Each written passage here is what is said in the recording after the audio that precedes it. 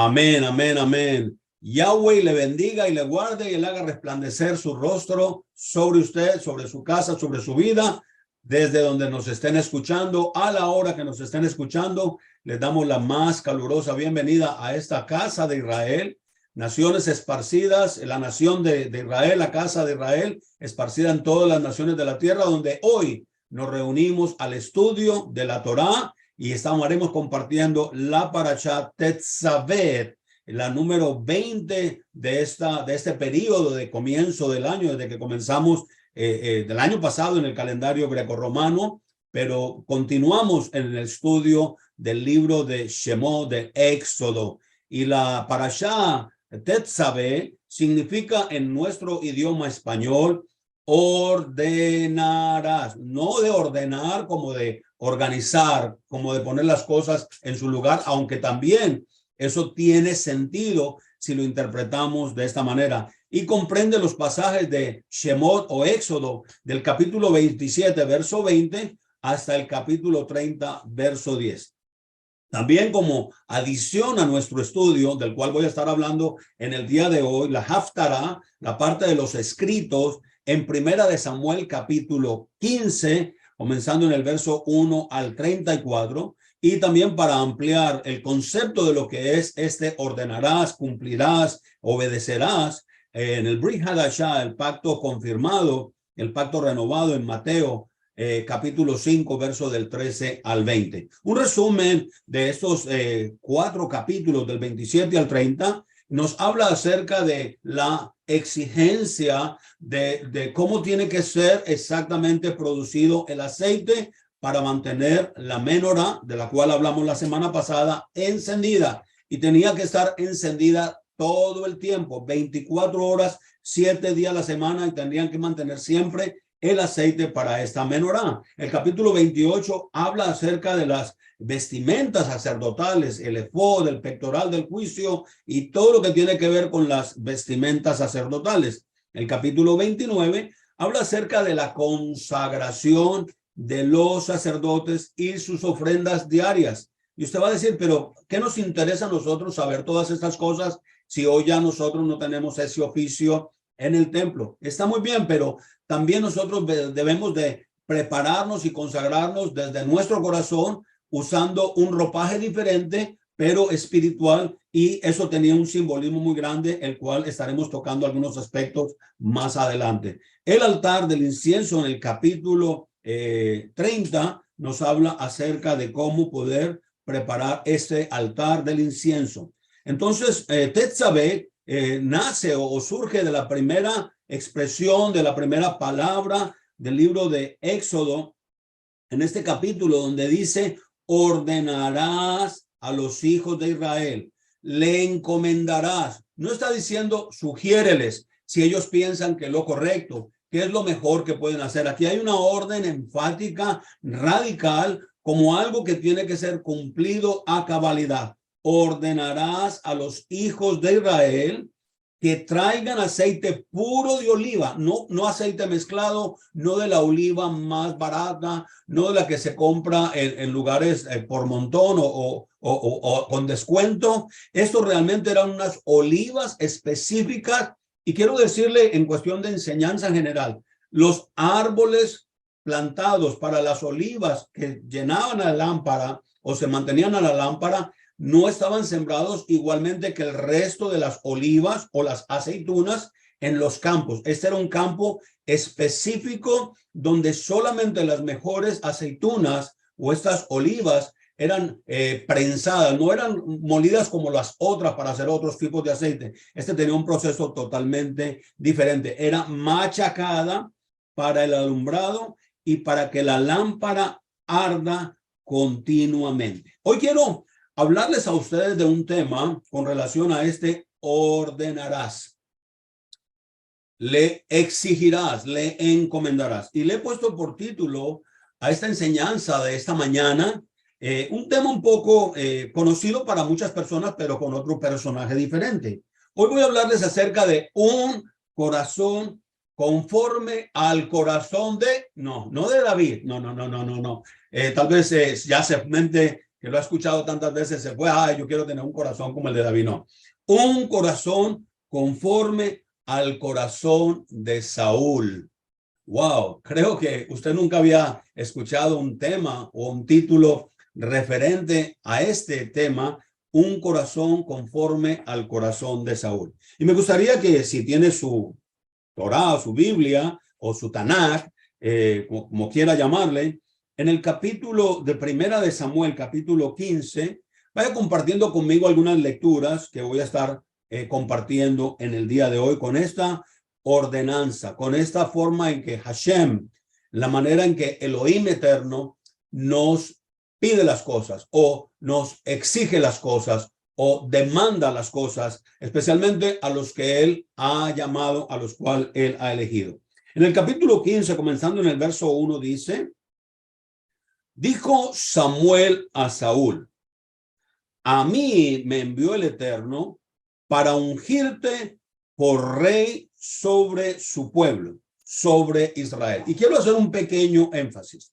Nosotros en el Brit Hadashah decimos, corroborando lo que dice, antiguamente se había dicho desde el mismo libro de Éxodo, que el pueblo de Israel es una nación santa, pueblo adquirido y pueblo elegido por Dios para obedecer a Dios, para hacer las cosas que Dios nos pide. Entonces, cuando Dios te elige, no necesariamente como rey, pero te elige en una función específica diferente al resto de las naciones, es porque Dios puso sus ojos en ti y lo menos y lo mejor que espera Dios de ti y de mí es su obediencia, nuestra obediencia. Mira lo que dice, él te puso sobre su pueblo Israel.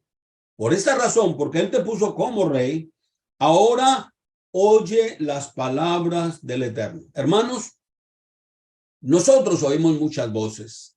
Nosotros, el mundo entero está oyendo predicadores, evangelistas, misioneros, denominaciones, exégetas, intérpretes, como usted le quiera llamar.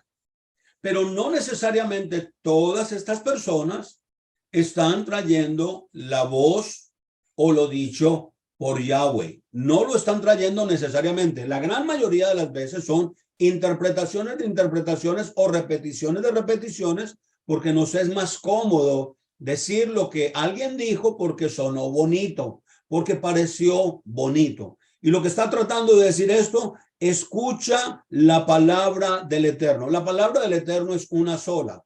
La palabra del Eterno es lo que hoy nosotros tomamos como, por ejemplo, este libro en mi mano, que es el Tanakh. Está comprendido entre el libro de Génesis hasta el libro de Malaquías. Cuando Pablo le escribe a Timoteo, no había un Brit Hadashah completo. El Brit Hadashah habían pasado ya 2 siglos y medio, cuando un grupo de personas deciden reunirse y dicen que este va a ser el Brit Hadashah o el Nuevo Testamento, como lo llama toda la iglesia cristiana, desde la iglesia católica hasta las 43,000 organizaciones diferentes que existen hoy. Ese Nuevo Testamento, cuando Pablo le escribe a Timoteo, no existía completo, no estaba comprendido, no se habían reunido las personas a determinar que ese iba a ser el Nuevo Testamento, el libro que hoy rige la iglesia llamada cristiana.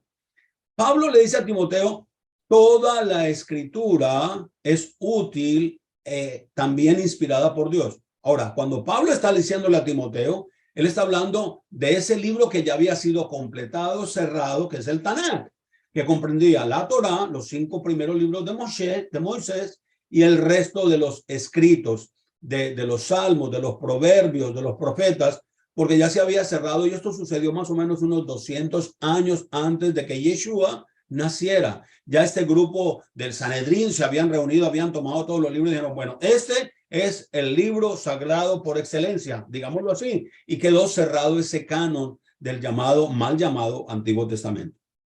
Cuando Pablo le está diciendo a Timoteo, se está refiriendo a esta escritura, especialmente a la Torá, a los 5 libros de Moisés que fueron la instrucción para el pueblo de Dios. En este momento donde Saúl está diciendo estas cosas personalmente, Samuel, perdón, directamente a Saúl, no había estado escrito todavía el libro de Primera de Samuel, para que me entiendan.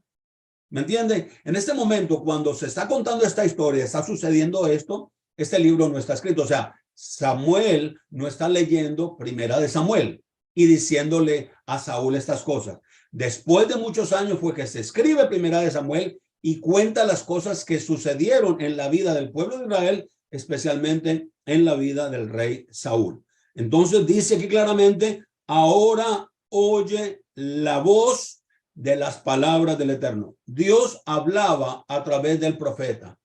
Lo que el profeta dijera era como si Dios mismo lo dijera, como si Dios mismo estuviera en la tierra a través de ese profeta, en ese profeta. Es como si Dios literalmente estuviera hablando y estuviera mirando cara a cara a este rey en este momento. Para que usted vaya entendiendo, cuando Dios designa a una persona, cuando Dios elige a una persona, cuando Dios pone a alguien a hablar en su nombre, es como si el mismo Dios personalmente, físicamente, estuviera trayendo estas palabras. Por eso dice el libro de Deuteronomio y nos enseña que si algún profeta se levanta y nos dice cosas que dice que son de Dios, pero nos lleva a apartarnos de Dios, ese profeta no es digno de ser escuchado. Y aun si las cosas que el profeta advierte no se cumplen, simplemente no tengan miedo de él y no le hagan caso. Esas son las advertencias que Dios le da a su pueblo. ¿Por qué? Porque ya había una costumbre de que los dioses, los Elohim, hablaban a los seres humanos. Esto viene de filosofías y de religiones muy antiguas. Mira lo que dice el verso 2. Así ha dicho el Eterno de los ejércitos. He tenido en cuenta lo que hizo Amalek a Israel, que le puso emboscada. Si usted conoce la historia, cuando Moisés estaba entrando o caminando, los amalecitas entraron por la puerta de atrás o vinieron por la retaguardia y atacaron los más débiles, los más enfermos, los más ancianos, los más niños y los mataron a todos. Esto llegó al corazón de Dios y Dios por eso ahora está trayendo venganza. Ya están establecidos en la tierra y él quiere borrar de la faz de la tierra la memoria de los amalecitas y le asigna esta tarea, este trabajo a Saúl como rey de Israel, el primer rey sobre la tierra. Saúl, Dios le asigna la tarea de erradicar completamente a los amalecitas. Dice que Amalek puso emboscada en el camino cuando subía de Egipto. Ahora, verso 3, anda, atacarás a Amalek. Comienza, ordenarás a Israel, ordenarás al rey, escucharás la voz de Elohim, tú eterno. Mira lo que dice. Atacarás a Amalek, destruirás todo lo que tiene.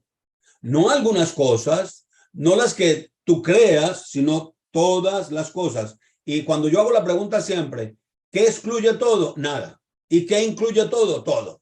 O sea, cuando es destrucción. Y da específicamente para que no quede duda de lo que Hashem quiere que suceda. Destruirás todo lo que tiene y no te apiades de Amalek o de toda la nación. Mira lo que dice, comienza a decir, matarás tanto hombres como mujeres. Lo que Dios está asegurándose es que el nombre de Amalek, la descendencia de Amalek sea borrada completamente, sea exterminada completamente y comienza con hombres y mujeres. Si no hay hombres y mujeres que se unan para tener descendencia, automáticamente viene el exterminio de una nación completa. Pero también sigue enfatizando, hombres como mujeres, niño y lactante, toros y ovejas, camellos y asnos. En otras palabras, todo lo que pueda procrearse, todo lo que pueda multiplicarse, todo lo que pueda generar vida, hay que destruirlo. Y claro, en estos tiempos modernos podemos decir, eso es injusto. Eso es muy injusto, como realmente un Dios que es de amor, un Dios que es de bondad, un Dios que es bondadoso, no puede ser este Dios vengativo. La verdad es que Dios, para proteger a su pueblo, va a hacer lo que sea necesario en el mundo, porque él ha jurado por sí mismo que él guardaría a su pueblo Israel, su nación santa, su pueblo adquirido, su pueblo que ha sido llamado y que ha sido salvado, que ha sido limpio, Dios lo va a hacer. Entonces aquí estamos viendo lo que Tetzaveh realmente significa. Ordenarás. Es de parte de Dios la ordenanza. Verso 4 dice, convocó Saúl al pueblo y los contó por medio de, como si fueran corderos, 200,000 soldados de infantería, 10,000 hombres de Yehudá, y dice, y vino Saúl a la ciudad de Amalek y combatió en Nahal. Y dijo Saúl al pueblo, miren lo que pasó aquí, dijo Saúl al pueblo que ni váyanse, retírense, bajen dentro del pueblo de Amalek, para que no te destruya. Le dijo a otra gente que estaba allí, váyanse, quítense de aquí para que no sean destruidos. No es el pueblo de Amalek, es el otro pueblo que les acabo de mencionar, al pueblo de Nahal, ¿no? Miren lo que dice, porque tú procediste con bondad con todos los hijos de Israel cuando subieron de Egipto, y se apartó el pueblo Kení, que en medio de Amalek estaba. Atacó Saúl a Amalek desde Javila hasta llegar a Shur, que se encuentra frente a Egipto. Aprendió vivo a Agag, rey de Amalek, pero a todo el pueblo exterminó a filo de espada. O sea, a todo el pueblo exterminó a filo de espada. Pero mire lo que dice, tuvieron lástima Saúl y el pueblo de Agag, o sea, todo el pueblo que fue a combatir con Saúl tuvo misericordia, compasión y lástima de Agag. Tuvieron lástima de lo mejor del ganado, del que era vacuno y de todos los animales que habían estado en mejor posición, o sea, los más gorditos, de los corderos gordos y de todo lo bueno, y no quisieron destruirlos. Pero a toda faena despreciable que se echa a perder, a esta la destruyeron. Entonces fue la palabra del Eterno a Samuel diciendo, me arrepentí de haber coronado a Saúl por rey, porque se ha vuelto de ir detrás de mí, y mi palabra no ha cumplido. Wow. Por eso titulé a un corazón conforme al corazón de Saúl. Dice que madrugó Samuel para ir al encuentro con Saúl a Carmel, y he aquí que estableció para sí un lugar donde acampar, y luego dio vuelta y pasó y bajó a Gilgal. Llegó Samuel donde estaba Saúl y le dijo a Saúl, bendito seas tú por el Eterno. He cumplido las palabras del Eterno. Está hablando, Saúl está hablando a Samuel y le está diciendo estas cosas. Entonces Samuel dice, ¿qué es entonces ese ruido de ovejas que escucho o que escuchan mis oídos y el ruido del ganado vacuno que muge para ofrecerle sacrificio al Eterno? Mira lo que está diciendo. Los dejamos para ofrecerle sacrificios al Eterno, Dios tuyo. Ni siquiera Saúl había considerado al Dios de Israel. Acuérdense que Saúl viene de la descendencia de los que salieron de Egipto. Ya han tomado, están en la tierra de heredad, y él ni siquiera considera al Elohim de Israel su propio Dios, sino que dice Samuel a tu Dios. Y esas son cosas que tenemos que entender en la relación que una persona puede tener en relación a Dios. Cómo lo ve, cómo lo entiende, cómo lo interpreta y cómo le obedece. Él había apartado todo esto para ofrecérselos a tu Dios. Amén. Eso es lo que está diciendo. Pero lo demás hemos exterminado, dice Saúl. Entonces dijo Samuel a Saúl, espera para que te haga conocer lo que el Eterno me dijo anoche. Y le respondió Saúl, habla. Dijo Samuel, ¿acaso no es que aunque eres pequeño a tus propios ojos, eres jefe de todas las tribus de Israel? y te ungió el Eterno por rey sobre Israel. O sea, tú eras insignificante, tú no eras nadie, Dios te levantó, Dios te escogió, y por eso cuando nosotros hoy como creyentes y tenemos la conciencia de ser pueblo de Dios, creemos que hemos sido salvos, hemos sido llamados, hemos sido elegidos, hemos sido injertados, estamos viendo la misma posición humana que tenía Saúl. No somos dignos ni siquiera del llamamiento de Dios. Eso es lo que le está diciendo realmente acaso aquí en este caso. Y te envió el Eterno por ese camino y te dijo, ve y exterminarás a los pecadores, a Amalek, y combatirás contra él hasta aniquilarlos. Pregunta que le hace Samuel a Saúl. ¿Por qué pues no oíste la orden del Eterno y te dirigiste presuroso al botín de guerra e hiciste lo malo delante del Eterno? Miren la respuesta. Cuando el Eterno por medio de su palabra, hoy modernamente por medio de su Ruach HaKodesh, nos hace preguntas, está buscando más la humildad nuestra para arrepentirnos y volvernos a hacer esa teshuvah, hacer esa contrición de corazón y reconocer más que justificarnos. Y dice la respuesta de Samuel. Respondió Saúl a Samuel, sí, he oído la orden del Eterno.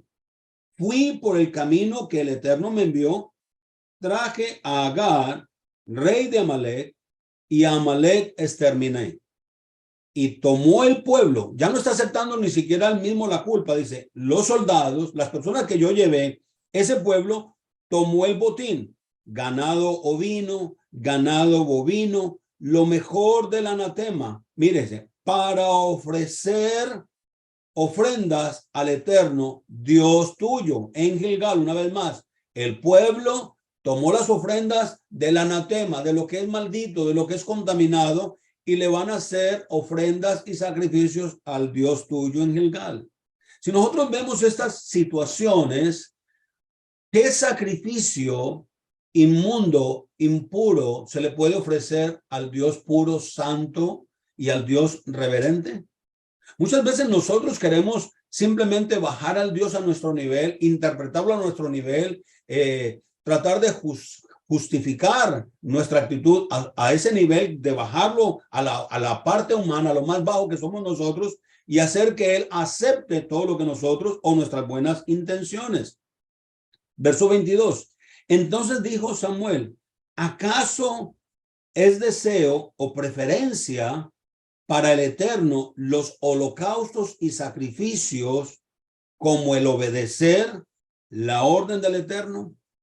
A veces decimos, Dios conoce mi corazón, Dios conoce mis buenas intenciones, pero amado, amada, amigo, amiga, si Dios nos ha dicho que hagamos algo, no le cambiemos el plan. No importan sus buenas intenciones, no se trata de tratar de razonar cuando Dios nos dice algo. Con esto quiero cerrar algo para hacerle pensar un poco.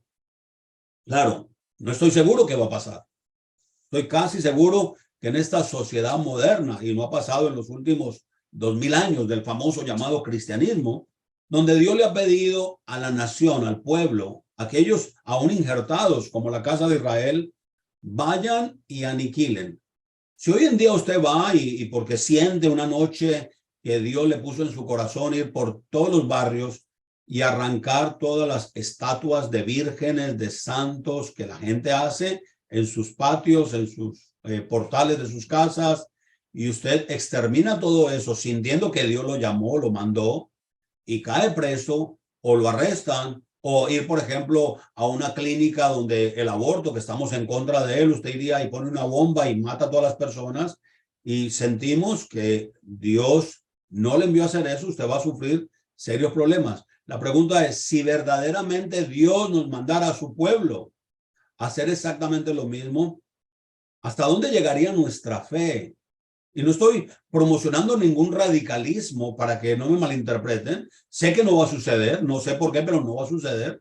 Pero si la pregunta es, si acaso el Dios de Israel, el mismo Dios de Moisés, el mismo Dios de Abraham, el mismo Dios de Jacob, el mismo Dios de Samuel, nos dijera a nosotros en este momento que como su pueblo tenemos que batallar y destruir a todas las naciones, ¿hasta dónde llegaría nuestra fe de ser llamados pueblo de Dios para obedecer a Dios? ¿Estaríamos realmente dispuestos a hacer lo que Dios manda? Quiero decirle, muchos de nosotros ya reconsideramos la pregunta que le estoy haciendo. Ya muchos de nosotros nos estrujamos un poco allí donde estamos escuchando esta grabación, este video, y empezamos a considerar un montón de aspectos. Podemos criticar, podemos dar nuestra opinión, podemos decir, tal vez, no sé, no se debe hacer, Dios no es tan malo, Dios nos ama, Dios ama a todo el mundo. Y quiero decirle, la verdad sincera es, si Dios mandara, porque creemos que realmente es Él quien mandó, ¿lo haríamos? ¿Haríamos exactamente o repetiríamos exactamente lo que este pueblo y lo que el rey Saúl hizo? Porque el pueblo hizo lo que Saúl le permitió hacer. Aquí la responsabilidad, a pesar de que el pueblo, y él está acusando al pueblo, de que el pueblo dejó el ganado, los corderos, las ovejas, las vacas para el sacrificio, sabiendo que eran del anatema y tenían buenas intenciones, el pueblo acabó de hacer lo que el rey les permitió hacer. Y con esto quiero llevarnos más adelante a ver otro rey, a un rey que fue obediente, que hizo toda la voluntad del Padre, que aún logró botar la mesa de los cambistas que estaban en el templo y decía, mi casa es llamada casa de oración y ustedes la han hecho cueva de ladrones. Ese rey, el cual nosotros esperamos, fue capaz de obedecer la palabra de Dios a riesgo de perder su propia vida. Mire lo que dice en el texto del verso 23. Porque como el pecado de practicar sortilejos o adivinaciones es una rebelión, y como la iniquidad y el fetichismo y la obstinación, por cuanto tú has desechado la palabra del Eterno, Él también te ha desechado como rey. O sea, la desobediencia, cuando nosotros desobedecemos la Torá, cuando nosotros desobedecemos aún los mandamientos de Yeshua, cuando nosotros vivimos fuera de los parámetros que Yeshua mismo, Jesucristo mismo, nos vino a enseñar, y nosotros sabemos a conciencia que lo estamos desobedeciendo, ¿cómo nosotros podemos pretender que las bendiciones de Dios van a estar sobre nuestras vidas, sobre nuestros hogares, sobre nuestras familias? Hemos vivido en una sociedad tan poco comprometida. Y usted va a decir, no, pero es que usted es demasiado radical. Pues quiero decirle, Dios es un Dios radical y Dios levantó una nación radical para que pueda ser la luz de las naciones, la luz que lleve el mensaje de Dios. Mira lo que dice, por cuanto que has desechado la palabra del Eterno, Él también te ha desechado como rey. Entonces dijo Saúl a Samuel, he pecado por cuanto he transgredido la orden del Eterno y tus palabras, porque tuve miedo del pueblo y oí tu voz. Miren qué excusa más barata este rey está haciendo. Yo he pecado, cualquiera diría, no, ya se arrepintió. Yo he pecado a la voz del Eterno, a las palabras que tú trajiste de parte de él. Yo las he desobedecido, pero no fue culpa mía. Yo no quise hacerlo. El pueblo me obligó a hacerlo. Oí la voz del pueblo porque tuve miedo de él. Cuando un siervo de Dios, cuando un hombre de Dios le tiene más miedo a la congregación que a Dios mismo, lo que tiene es un circo, lo que tiene es un puesto, lo que tiene es una posición religiosa solamente. Pero lo que Dios demanda de los líderes que levanta para defender, aunque Dios no necesita quien lo defienda, pero defender sus valores, sus principios, su moral en una sociedad decayente, nosotros no tenemos por qué tener miedo de la gente. Tenemos que decir y hacer todo lo que sentimos que verdaderamente Dios ha hecho y ha dicho de parte de nosotros. Mire lo que dice el verso 25. Ahora pues, lo ruego, perdonen a mi pecado y vuelve conmigo y me posternaré ante el Eterno.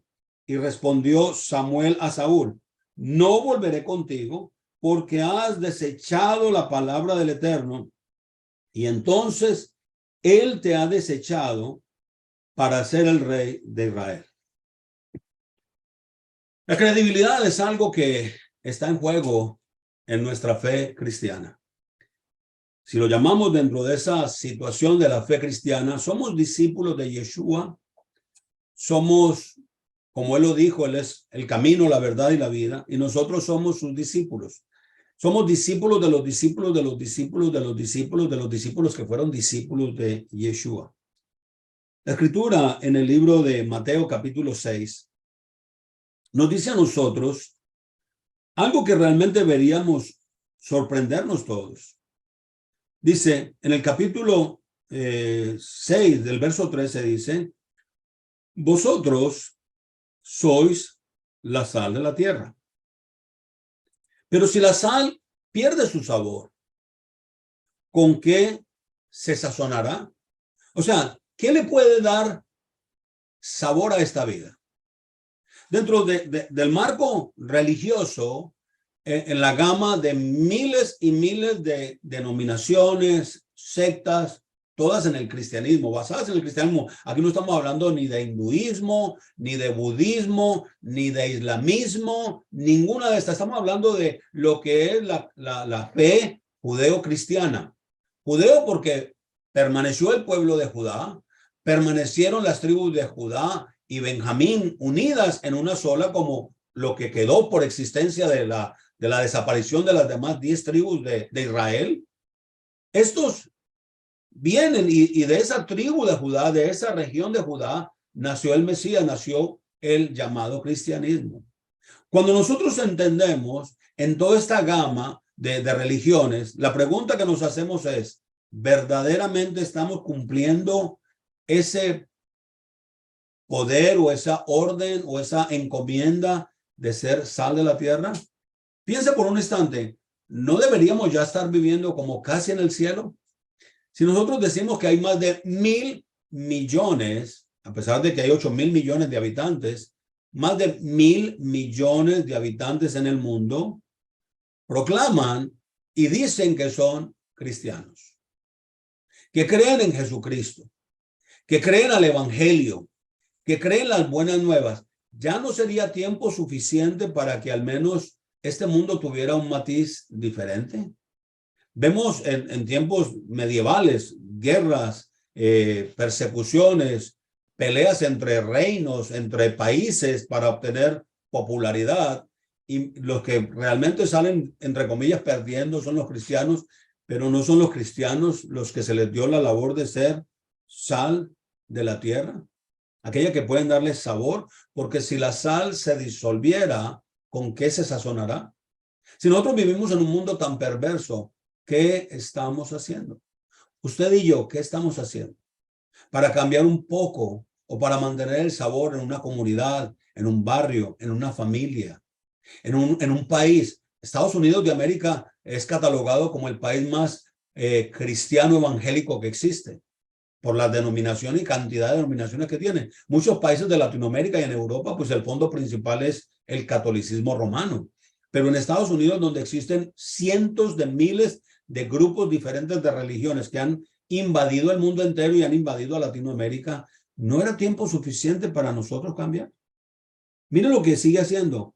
No vale más para nada la sal si ella pierde su propio sabor. Servirá para ser echada y pisoteada por los hombres. Ahora, en el verso 14 nos da otra labor, nos da otra descripción mucho más profunda. Vosotros sois la luz del mundo. Y hace una comparación. Una ciudad que se construye encima de una montaña no va a poder automáticamente esconderse porque fue construida en la parte de la cima de la montaña. Tampoco se puede encender una lámpara y se pone debajo de un cajón o debajo de la cama, porque se pone arriba para que alumbre a todos los que están dentro de esa casa. Si nosotros decimos que somos la sociedad cristiana obediente a la palabra de Dios, ¿ustedes creen que Dios está con nosotros?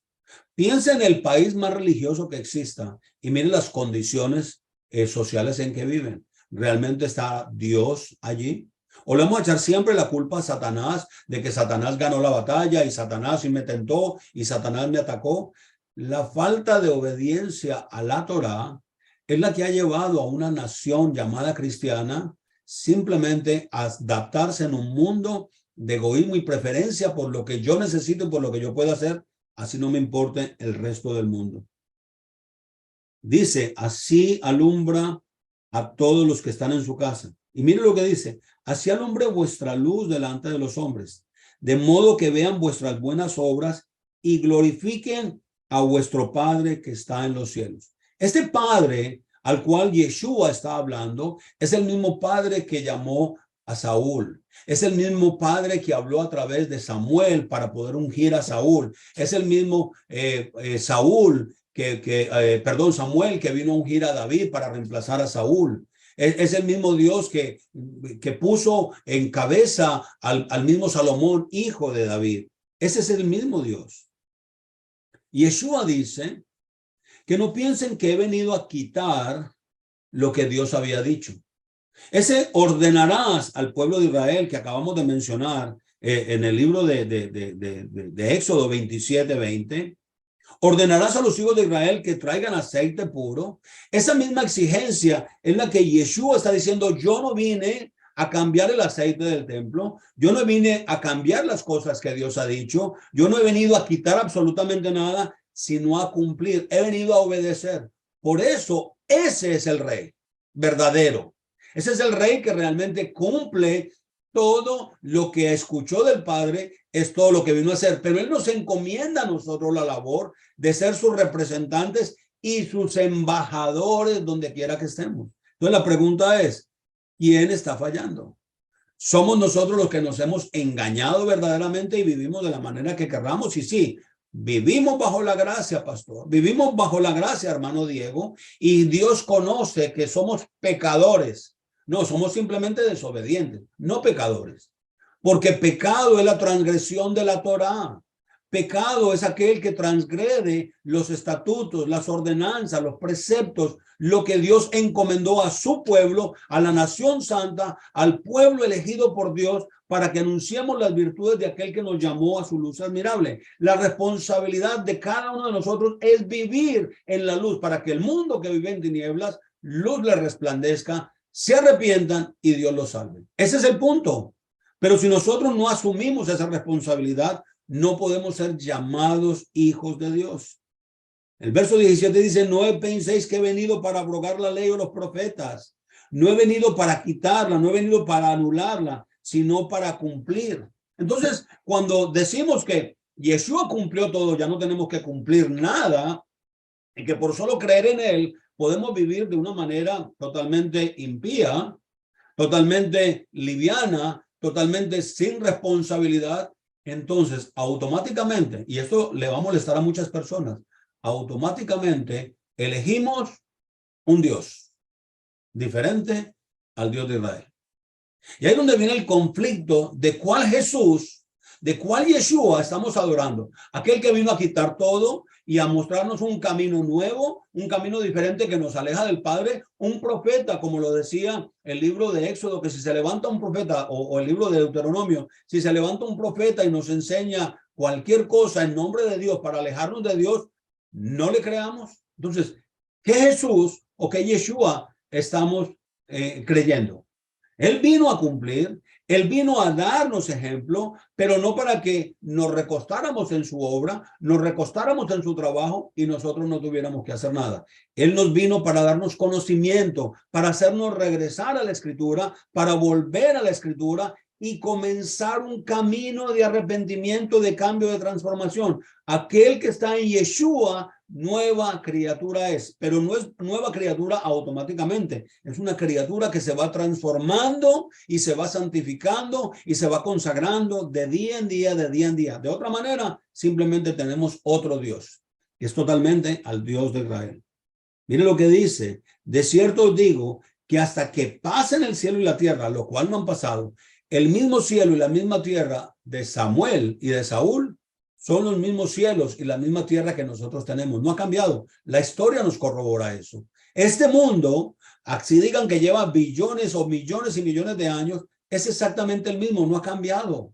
Se ha transformado en algunas cosas, calentamiento global, escasez de alimentos, extinción de algunos animales o algunas plantas, pero es el mismo mundo. Y él dice, hasta que no pase el cielo y la tierra, mira lo que dice, ni una jota, ni una tilde pasará de la Torá, dejará de tener cumplimiento en la Torá, hasta que todo se haya cumplido, pero no hasta que toda la Torá se haya cumplido en un hombre, esto hablando de Yeshua, sino que hasta que todas las cosas, el plan de Dios, la obra perfecta de Dios llegue a su finalidad. Y esto estamos hablando del reino cuando Hashem empiece a reinar, y esto no ha llegado tampoco. Miren lo que dice el verso 19. Por tanto, cualquiera que quebranta el más pequeño de los mandamientos de la Torá y así enseña a los hombres, será considerado el más pequeño en el reino de los cielos. Pero cualquiera que los cumple y los enseña, este será considerado grande en el establecimiento del reino de los cielos. Porque os digo que a menos que vuestra justicia sea mayor que la de los escribas y los fariseos, jamás entraréis en el reino de los cielos. ¿Cuál fue la justicia que Saúl presenta a Samuel? Es cierto que cometí un error, es cierto que cometí una falla, pero no porque yo quería cometerla, sino porque tuve miedo del pueblo. Cuando nosotros nos llamamos hijos de Dios, así seamos la casa de Israel, venimos contaminados de todo lo que aprendimos en el mundo. Nosotros, por ejemplo, hoy, de una manera muy tranquila, y tenemos excusas y razones para poder justificar nuestra desobediencia. Yeshua nació el 25 de diciembre y lo celebramos comiendo cerdo. ¿Ustedes creen que eso lo aprobaría Yeshua, el verdadero Yeshua? ¿Creen que lo haría verdaderamente? Una de las cosas que antiguamente se hicieron, esto no lo sabe mucha gente, para aquellos que se convertían a un cristianismo para salvar su vida, siendo judíos, siendo personas que venían directamente, que habían respetado todo lo que Hashem había dicho, para poder probar su verdadera conversión al cristianismo, le decían, la única manera de comprobar que usted realmente es cristiano, coma cerdo, coma puerco. Y si no lo comían, lo mataban. Cambiaron sus nombres, cambiaron sus cosas, se fueron acomodando. Y estas son las naciones que fueron arrojadas del pueblo de Dios y se mezclaron con todo el paganismo de todo el mundo. Y ahora Dios nos está llamando para salir. Y es difícil acostumbrarnos, hermano, guardar un Shabbat para el pueblo de Dios ahora. Es dificilísimo. Cambiar la forma del culto es horrible. Aprender una nueva liturgia es horrible. Y vienen los conflictos humanos de justificación para no hacerlo, porque simplemente ya Yeshua cumplió todo y quitó todo. Y como yo pongo mi fe en él, yo estoy libre de cualquier obligación de una forma o de otra. Y ahí es donde viene el error de que acabamos adorando a otro Dios. Esa es mi exhortación. Si nosotros verdaderamente no estamos para obedecer, ¿vamos a cometer errores? Sí, vamos a cometer errores, pero estamos aprendiendo. Si nosotros al escuchar una enseñanza, si nosotros al aprender una enseñanza comenzamos a cuestionarla, comenzamos a excusarla, comenzamos a divagarla, lo que estamos simplemente es tratando de buscar un Elohim creado, no porque existen, sino creado, un Dios o dioses, que los podamos acomodar como lo hacíamos, o como yo lo hacía antiguamente, que crecí en esto, donde hay un santo para cada necesidad, donde hay un santo para el amor, para la salud, para el noviazgo, para la familia, para cuidar, para hacer de todo, y había un santo que está designado para todo. Esos santos, cuando nos molestan o no hacen lo que nosotros pedimos o queremos, los castigamos, los ponemos boca abajo, los encerramos, los metemos en el closet porque es la manera en que manejamos los dioses. Pero ninguno de nosotros podemos manejar al Dios creador del cielo y de la tierra. Ninguno de nosotros. Él es paciente para con todos que nos arrepintamos. ¿Qué es el arrepentimiento? El arrepentimiento es ese volvernos. Si semana tras semana nuestra fe no aumenta para obedecer, vamos en camino de perdición. Hay caminos que al hombre le parecen caminos de bien, pero su final es camino de muerte. Entonces, Dios entiende que hoy hemos entrado en una forma diferente de creer con los años que llevamos en el cristianismo moderno, porque para nosotros es el cristianismo moderno.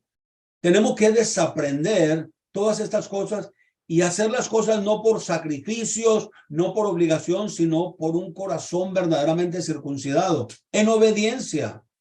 Y Dios es fiel y justo para enseñarte.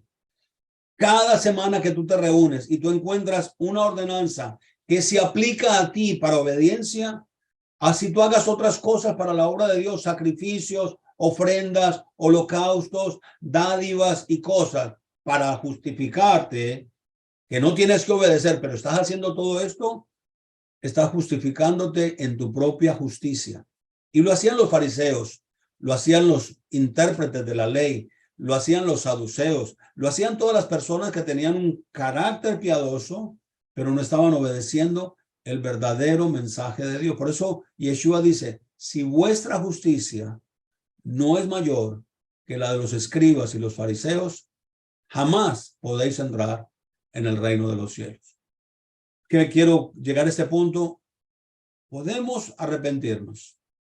Podemos pedirle a Dios perdón por nuestras faltas. Somos responsables de todo lo que hacemos. No se justifique, no le eche la culpa al diablo, no le eche la culpa al mundo, no le eche la culpa a su familia, no le eche la culpa a su trabajo, no le eche la culpa a su empleador, no eche la culpa a su vecino.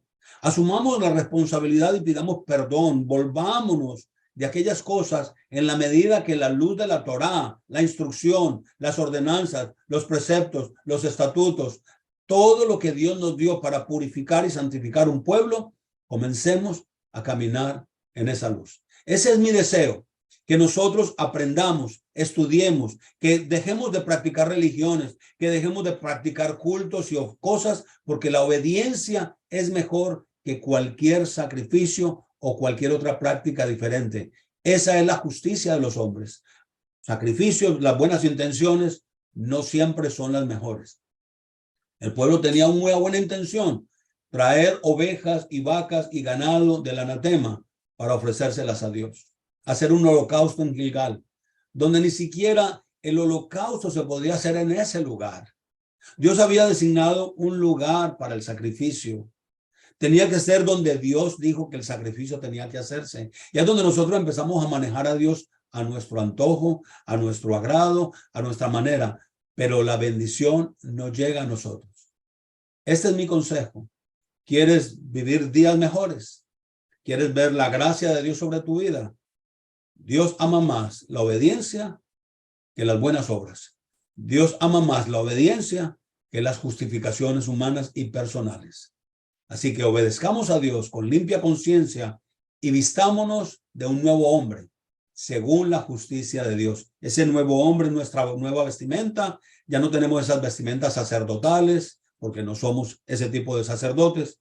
Pero hay un vestir que nace del interior, que nace del corazón y sigue siendo en obediencia. No es por religión, no es por imposición, no es por un mandato de los hombres o una tradición. Es simplemente por el Ruach HaKodesh, el Espíritu Santo, que nos da convicción de aquellas cosas que tenemos que apartarnos. Y entonces resplandecerá la luz de la mañana, Yeshua HaMashiach, para bendición de nuestras vidas. Yahweh le bendiga y le guarde. Yahweh haga resplandecer su rostro sobre usted y tenga de usted misericordia. Yahweh levante su rostro sobre usted y le conceda su paz. La gracia de nuestro Adón Yeshua HaMashiach, el amor del Padre y la comunión del Espíritu esté con todos ustedes. Amén. Nos vemos la próxima semana. Bendiciones.